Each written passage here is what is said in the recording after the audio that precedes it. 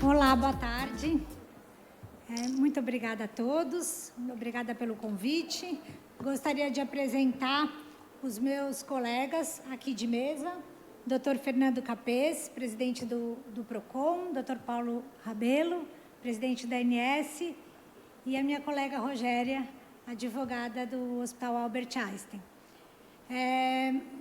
Foi muito boa essa oportunidade para discutir essa relação da saúde, que é tão complexa e demanda preocupação, tenho certeza que 100% das pessoas aqui.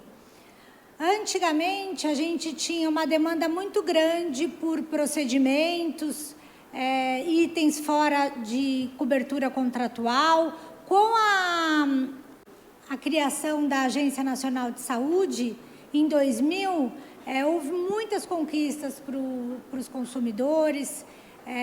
A gente passou a ter direito à quimioterapia via oral, a prótese ligada ao ato cirúrgico, mas surgiu um grande problema de lá para cá, nesses últimos 20 anos, que foi o desinteresse das operadoras de plano de saúde pelos planos individuais. E, com isso, o mercado hoje você só encontra para contratar, para vender planos coletivos por adesão ou planos empresariais que, infelizmente, não tem o reajuste fiscalizado pela Agência Nacional de Saúde, e aí que hoje a maioria das pessoas encontra o problema em continuar pagando esse plano de saúde com essa falta de regulação do preço. E, com isso, também, com o decorrer dos anos, a medicina vai evoluindo, itens que não constam no rol da ANS, que demora bastante para ser, que agora tem um período mais curto para ser atualizado, mas que demora, então novas tecnologias demoram para ser incorporadas, muitas vezes os medicamentos, as quimioterapias, e o paciente oncológico é o que mais sofre com a questão da cobertura dos planos de saúde. É uma doença que realmente demanda muito. Então, vai ser muito boa essa tarde para a gente ver as novas perspectivas, o que tem por vir. A gente, nos últimos tempos, acompanhou bastante essa questão da venda dos planos individuais. Se criou um verdadeiro pavor, pela imprensa e tudo mais, como que vão ficar esses clientes com desinteresse da operadora pela continuidade dos planos individuais. Então, eu gostaria de começar com uma pergunta para o Dr. Paulo Rabelo, da ANS.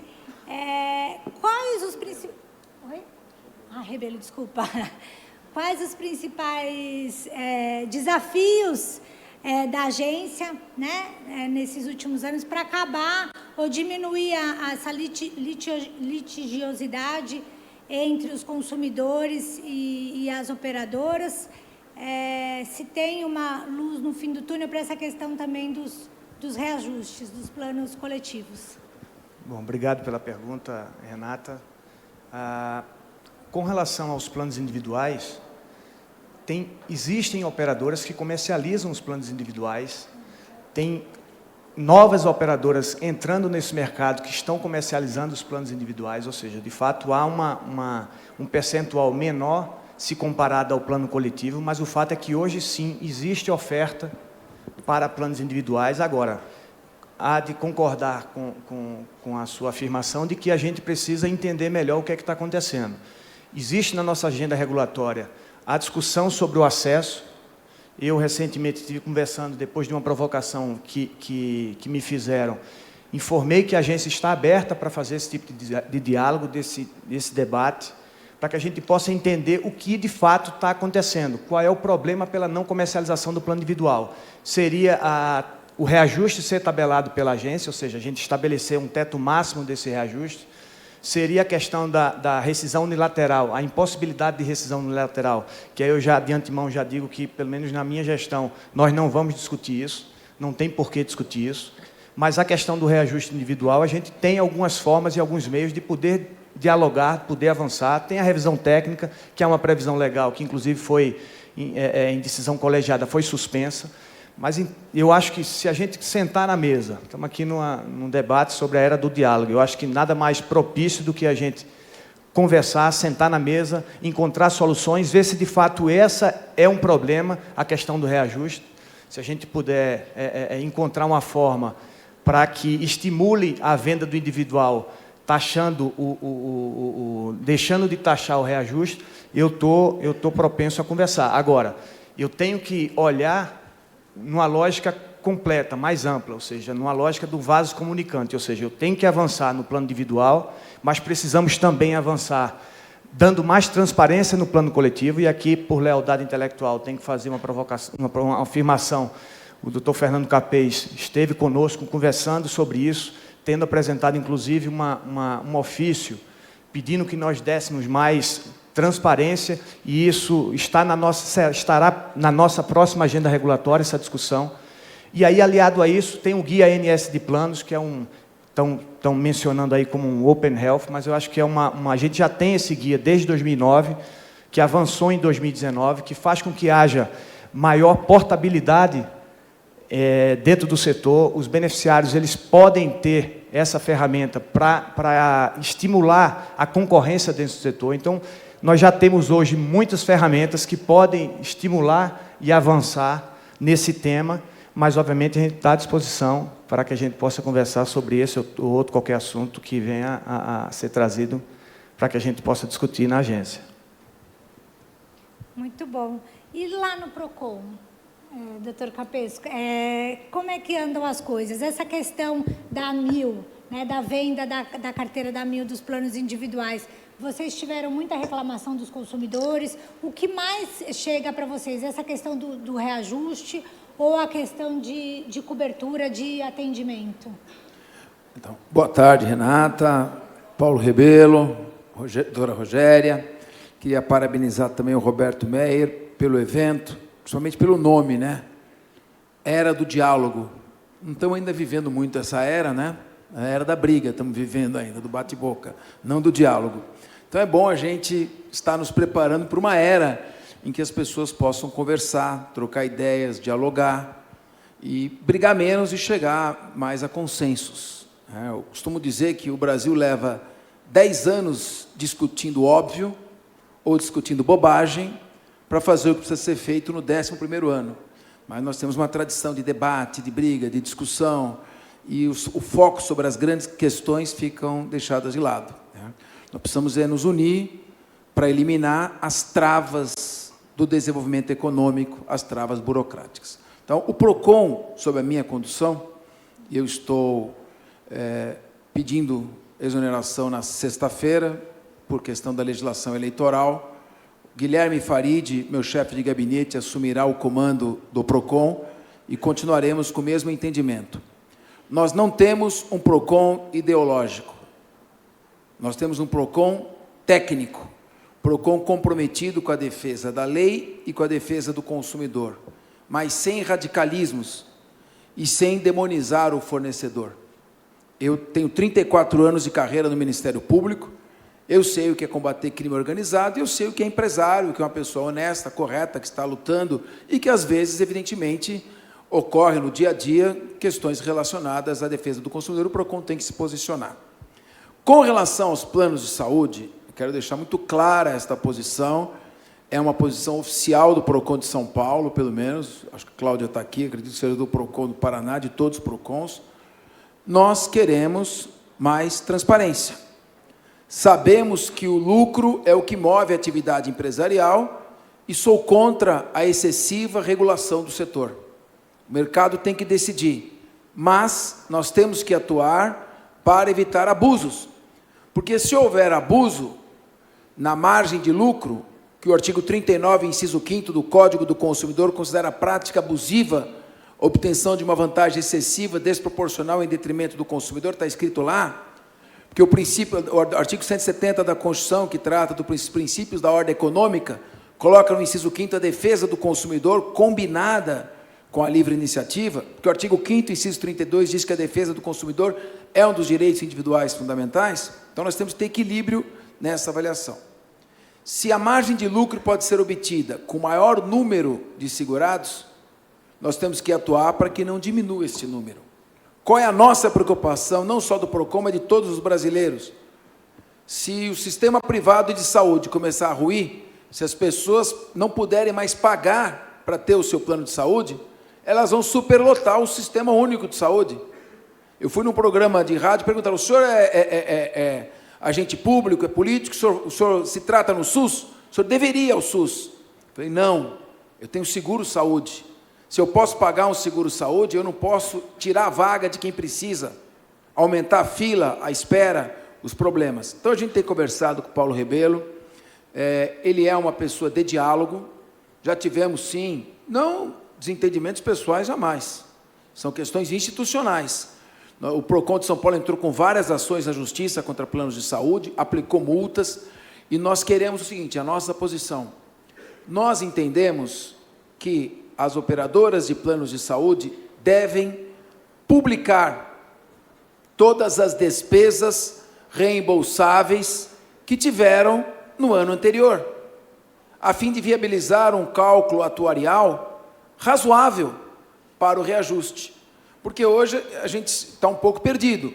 Os planos individuais tiveram reajuste negativo, e os planos coletivos aumentam de 100%, 150%.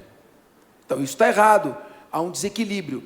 Então, se houver transparência, os PROCONs podem atuar supletivamente, fiscalizando a proporcionalidade desse cálculo atuarial. Com relação à AMIL, também é uma posição clara. O grupo United Health tem ali a AMIL, os planos individuais, por sofrerem esta regulação, não são interessantes do ponto de vista econômico, só os planos coletivos que estão ali soltos, mas soltos no padrão do século XIX, pós-revolução industrial, soltos sem nenhum controle. Soltos porque nós não temos a possibilidade de verificar as despesas que eles tiveram no ano anterior para saber se o reajuste é abusivo ou não. O ideal é não ter regulação, não ter controle, ter supervisão para combater os abusos. Então, a AMIL transferiu a carteira dos planos individuais para uma empresa menor, a APS. E essa empresa está fazendo o quê? Como ela tem um patrimônio pequeno, pouco a perder, se sofrer de seguidas ações, ela vai depauperar a carteira, vai começar a cortar convênios, cortar hospitais, cortar laboratórios, e aí, a hora que a carteira depauperada passar a ser lucrativa, ela vai alienar para um outro grupo. No caso, nós recebemos a visita desse grupo, Grupo Fjord, não é? É o consórcio, né, que quer se associar à APS. Não, nós vamos fazer um termo de cooperação voluntária que vamos manter tudo o que recebermos.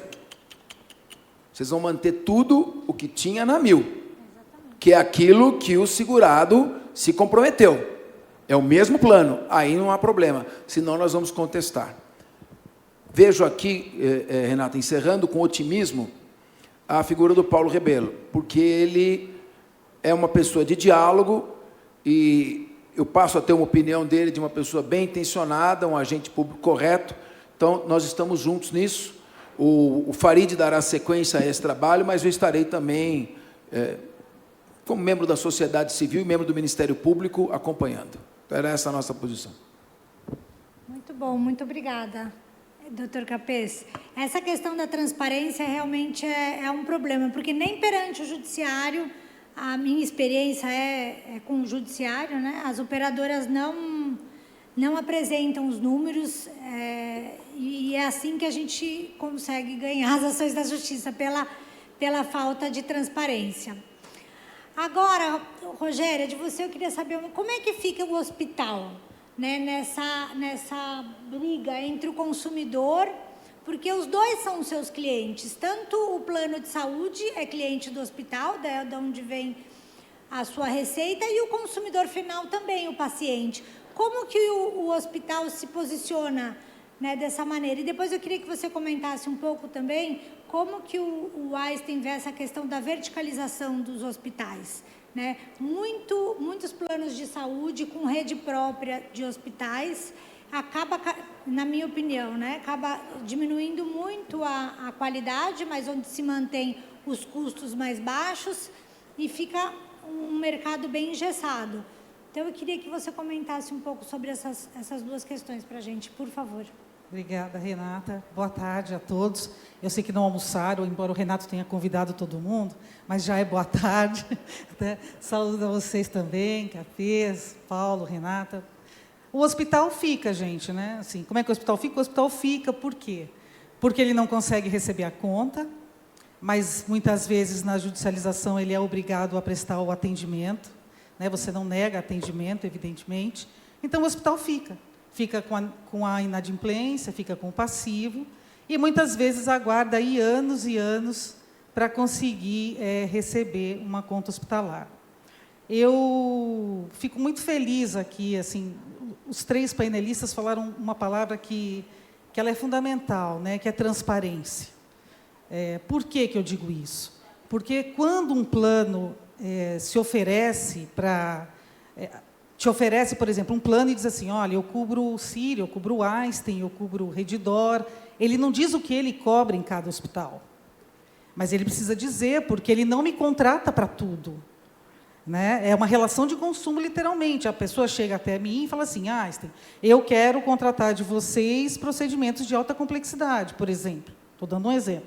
Quero ortopedia, quero transplante, quero cirurgias cardíacas, enfim... mas eu não vou cobrir pronto atendimento. Pronto atendimento não está contratado. Mas quem, de repente, adquire aquele plano, acha que está lá, Einstein, então eu tenho cobertura no Einstein. E ele vai para o Einstein. E quando tem a glosa, de repente, né, porque não está coberto o PA, aí ele diz assim, é um absurdo, é abusiva a cobrança. E ele acha que eu estou fazendo algo errado. E, na realidade, eu não estou fazendo nada errado.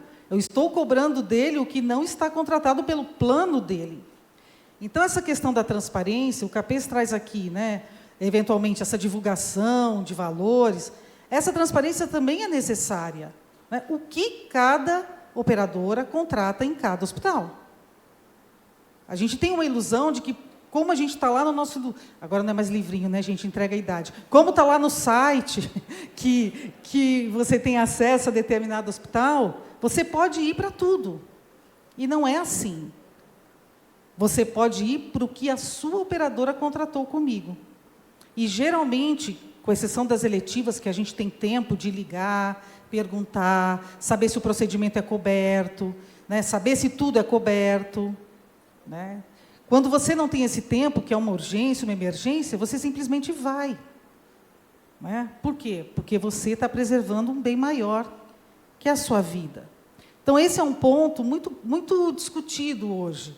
E a gente é refém, por isso que eu brinco que a gente fica. Porque a gente, eventualmente, vai tentar cobrar a conta, o consumidor não reconhece a conta, porque ele mandar para o plano de saúde, o plano de saúde, isso não é meu, devolve para ele, e a gente fica no meio, até que, eventualmente, o consumidor se vê obrigado ou a procurar a ajuda do PROCON para tentar equacionar, ou a ANS, e, muitas vezes, o judiciário.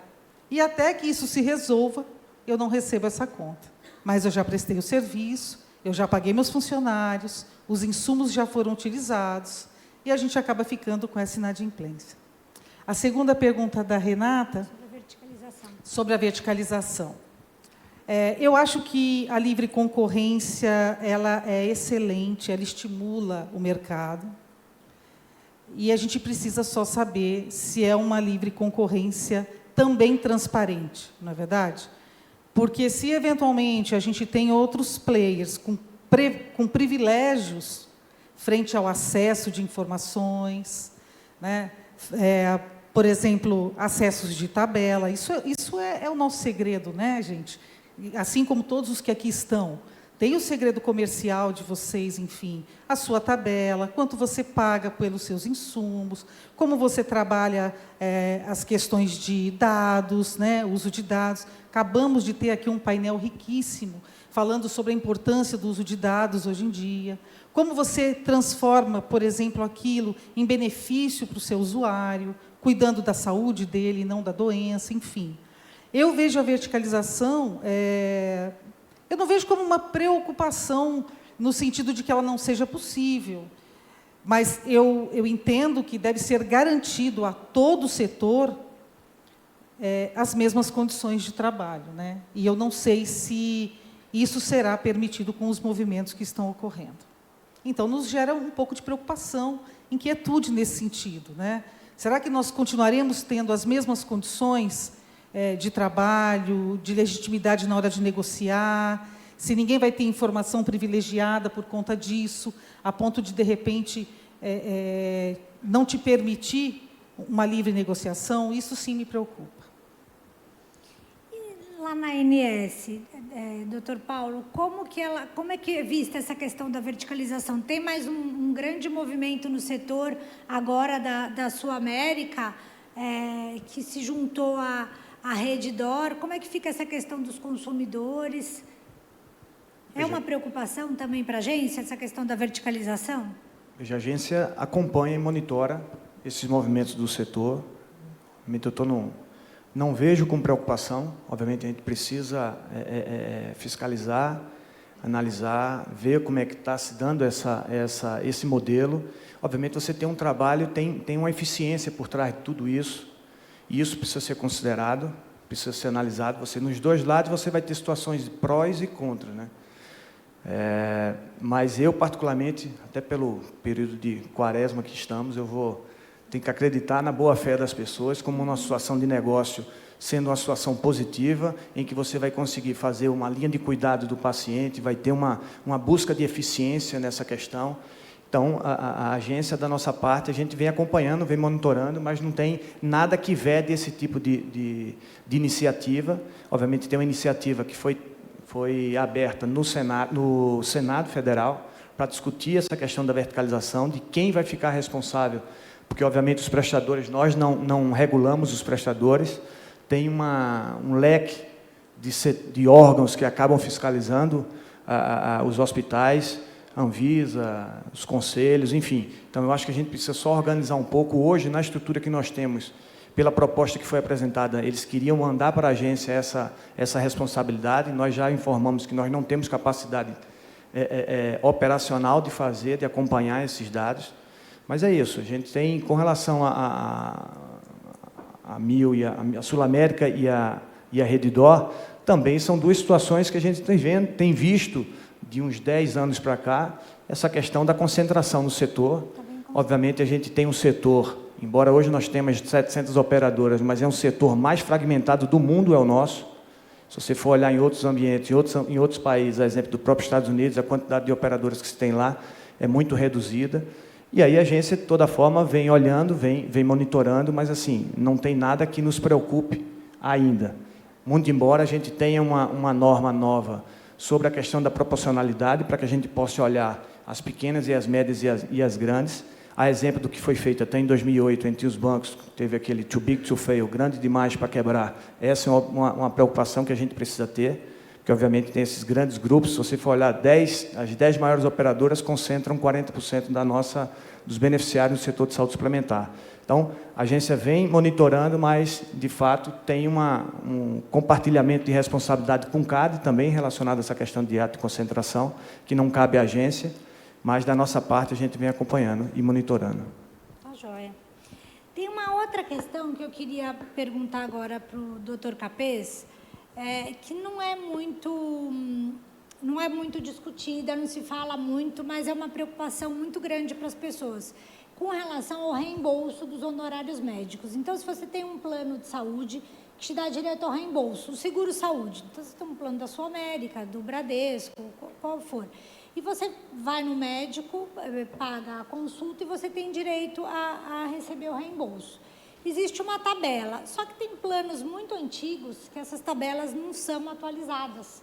E a mensalidade todo ano é atualizada e o reembolso dos honorários médicos não. Geralmente as pessoas não se dão conta, porque é um pouco, né, não se gasta muito. Mas se você tem uma cirurgia, um tratamento muito caro, ou usa muito plano de saúde, você começa a perceber, nossa, mas faz 5 anos que a minha consulta está R$200, né? Minha mensalidade aumenta 10%, 15% ao ano, e esse reembolso de honorários médicos não é atualizado. Queria saber se tem alguma questão do PROCON com relação a essa questão dos honorários médicos, que é uma coisa que aflige muitas pessoas também, que eu vejo muito lá no meu escritório. Bom, tudo que prejudica o consumidor é assunto do PROCON. evidentemente. E aí nós vamos aplicar a fórmula do equilíbrio econômico-financeiro do contrato. Quando as partes contrataram, havia uma relação de proporcionalidade. Então, essa relação precisa ser mantida, precisa ter uma equivalência. Você não pode aumentar a mensalidade do seguro, do plano, e, ao mesmo tempo, não aumentar o benefício na mesma proporção. Aí nós vamos bater de novo naquela questão da transparência. Ou seja, quanto que os planos estão aumentando o seu lucro e qual o número de segurados que estão saindo, deixando o plano. Então, isso em razão desse desequilíbrio. Então, o equilíbrio na vida, né, é importante em tudo. Então, a gente segue sempre um princípio que é o princípio mais importante do direito. Todo mundo jurídico segue deveria seguir, não segue, ninguém segue, mas deveria seguir, que é o princípio da razoabilidade, que nada mais é do que a coloquial expressão do bom senso, né? Nós estamos numa crise de loucura coletiva de âmbito nacional, precisamos nos curar dessa loucura total, dessa divisão do país em guerra civil, e devemos caminhar rumo ao que é razoável, o que é o equilíbrio. É razoável que uma empresa tenha seu lucro? É razoável que ela atualize as suas mensalidades de acordo com o aumento de despesa? Claro que é. E é razoável ela fazer isso e não dar o mesmo benefício na mesma proporção? Não é. E aí o Código do Consumidor tem regras claras a respeito, isso caracteriza a prática abusiva, e o PROCON não se limita só a multar, que a multa pode chegar até a 10, 11 milhões de reais, e muitas vezes é irrelevante esse valor para o percentual, para o tamanho de uma empresa. O PROCON, junto com a Procuradoria de Estado, aqui em São Paulo, nós entramos com ações, pedimos liminar, atuamos junto com o Ministério Público, indenização por dano moral coletivo, que não me agrada, não é isso que eu quero. Eu quero, como diz o Meyer aqui, eu quero entrar o mais rápido possível na era do diálogo e do bom senso. Sim, tem muitas ações importantes. Tem uma ação que o PROCON foi vitorioso, que já transitou em julgado no STJ, proibindo a rescisão unilateral de planos empresariais com menos de 30 vidas. E isso ajuda muito a gente no dia a dia lá no escritório. Essa ação foi... o que a gente diz, né? Eu procuro evitar a justiça, porque a justiça falha porque tarda. Então, eu quero ver a solução do PROCON, ela é mais rápida, então ela não falha porque não tarda. É isso. Faltam 2 minutos. Rogéria, mais uma consideração final. E o doutor Paulo também, por favor. Não, Renata, eu só acho assim, é muito rica essa discussão, né? Depois de 2 anos de pandemia, e eu brinco assim, que eu estou torcendo para sair dela, porque quem trabalha em hospital ainda não saiu, né? Eu acho que nós temos que olhar com um novo olhar mesmo, né?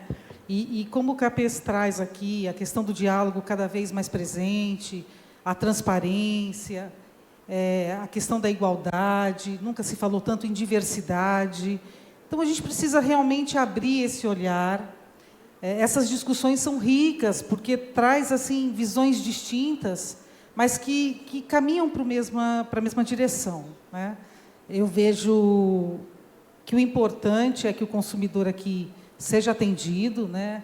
Tenha informação, o mais importante, a gente sofre muito lá, pela falta de informação, enfim, e dizer que eu tenho esperanças, viu, que a gente vai conseguir arrumar isso. Eu acredito muito no Paulo, acredito muito agora o Capês vai ser candidato, acredito muito, o Guilherme que está ficando. Então, eu acredito muito que esse sistema todo vai nos ajudar a equilibrar, e você também, né, ali puxando e nos trazendo um outro olhar, que é o olhar puro, literalmente, do consumidor. Renata, primeiro, agradecer o convite. Obviamente, é muito rico esses momentos em que a gente consegue debater e dialogar, trazendo os problemas que a gente cotidianamente enfrenta. Mas a agência, acima de tudo, ela está aberta ao diálogo. Eu acho que a nossa regulação, ela não é estanque, ela é viva. Então, ela pode, a qualquer momento, estar sendo discutida, estar sendo reestudada, reexaminada.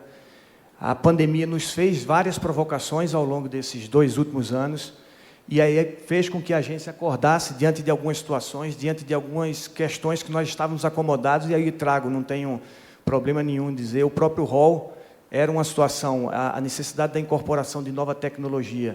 E essa é uma discussão que está sendo travada no STJ, em que há uma previsão legal de que o rol é taxativo e é a agência que precisa apresentar quais são essas tecnologias que ficarão nesse rol.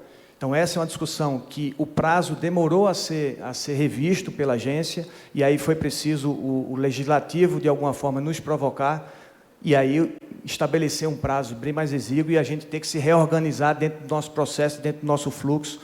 Mas eu acho que serve como aprendizado. A própria pandemia nos traz muitas provocações, e eu tenho certeza que a agência vai estar muito mais aberta ao diálogo, muito mais aberta a discutir qualquer tema que venha a ser apresentada como uma provocação ou algo que historicamente esteja para ser enfrentada e que não foi. Então, agradecer mais uma vez, estamos sempre à disposição. Muito obrigada. Final, só desejar aqui ao Paulo Rebelo que ele continue tendo sucesso. São Tomás de Aquino já ensinava que em médios virtu, né? A virtude está no meio, no equilíbrio. E é bom que não esteja sentado na condução da ANS uma pessoa radical. Eu detesto radicalismo, detesto presepadas de heroísmo que não levam a nada. A gente tem que atuar com profissionalismo, com equilíbrio.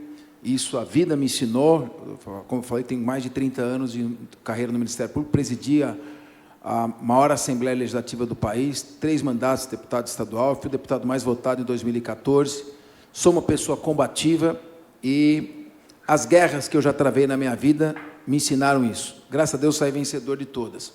Faça aquilo que lhe parecer mais correto, busque o equilíbrio, trabalhe na transparência do setor, chame as empresas para razoabilidade, deixe elas manter o lucro delas, mas sem abusar do consumidor. Essa posição do PROCON, a meu ver, não é porque é do PROCON, é a posição que deve ser seguida e você vai fazer história na ANS. Bom, foi muito bom conhecer, só conhecia a Rogéria, conheci hoje o doutor Fernando Capês, o doutor Paulo Rebelo, que eu também tive uma impressão muito boa, foi um prazer. E vamos continuar lutando pelos doentes, pelos consumidores, pelos reajustes, e o que precisar, a gente está aí, tá bom? Muito obrigada, pessoal. Boa tarde.